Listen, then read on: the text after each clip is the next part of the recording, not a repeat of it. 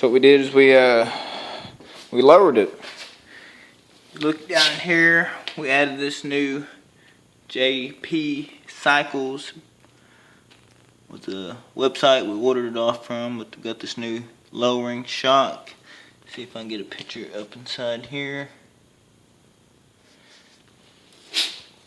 And see if we can get down inside here, beside the tire. The bottom, we had to add some spacers. So, since this is a new model for this, there's not a whole bunch of parts out there yet, but yeah, we did put the new shock on there.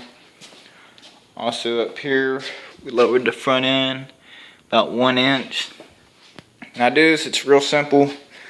You take off this side casing here, take your seat off.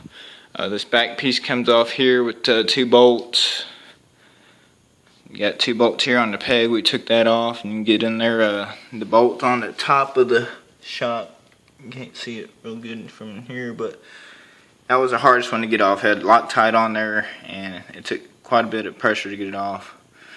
Also take off this chain guard. You get a bolt up front here, bolt in the back. Make sure you put those in the right spot. One got the little spacer on it to help hold everything in place.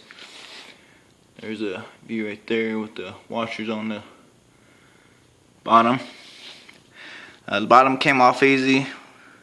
Get the other shock, you tighten it up some. It comes pretty loose.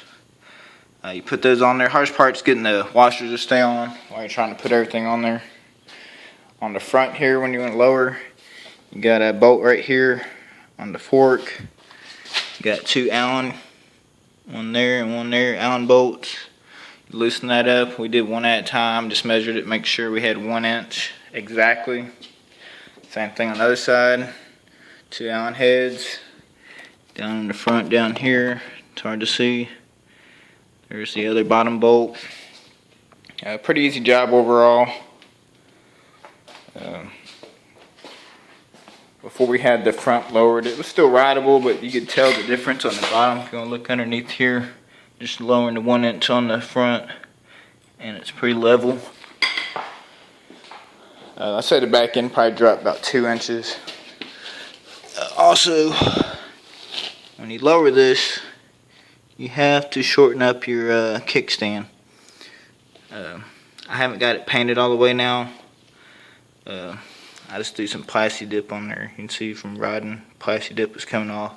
But you don't want to cut up in here anywhere. You don't want the weld to be having, that's a lot of pressure right there. So I did cut off the bottom here. I took off about 1 inch there. Here's the piece I cut off. Grinded down the part that was left here till I only had maybe about ½ inch left on that part. Got the welder on there, leaned the bike over, make sure I had everything lined up, tacked it on. You got 1 bolt right here, and nuts on the back.